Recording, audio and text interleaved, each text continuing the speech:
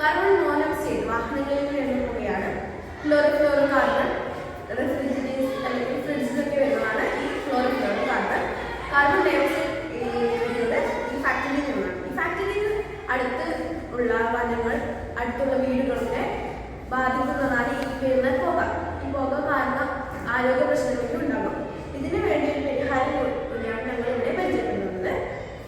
അതിനാവശ്യമായ സാധനം ഒരു ബോർഡ് ഉണ്ട്, ഫിംഗർ ബോക്സ്, പിന്നെ 24 വാട്ടിന്റെ ഫാൻ, അതിന് വെച്ചിട്ടുള്ള ഒരു അഡാപ്റ്ററും, പിന്നെ PVC പൈപ്പാണ് ഇതിൽ ഉപയോഗിച്ചിട്ടുള്ളത്.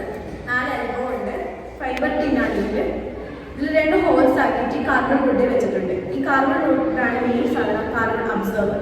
ഈ കാർബൺ എയർ ആയ കാർബൺ പ്യൂരിഫൈ ചെയ്ത് ക്ലീൻ എയർ ആക്കി മാറ്റുന്നത് ഇതിലെ മോളിക്യൂൾസ് അഥവാ സുഷിരങ്ങളാണ്. ഇതിലോട്ട് വരുന്ന പൊല്യൂട്ടഡ് ആയ എയറിനെ അതിലുള്ള വേസ്റ്റ് ഒക്കെ പറ്റി പിടിച്ച് ബാക്കിയുള്ള എയറാണ് ഇതിലോട്ട് പോകുന്നത്. അതാണ് ക്ലീൻ എയർ. അത് നമ്മൾ ചെയ്തിട്ടുണ്ട്. ഇതാണ് അതിൻ്റെ ഇത്. അന്തരീക്ഷത്തിലെ 2 അളവുകളാണ്, ബിഫോറും ആഫ്റ്ററും.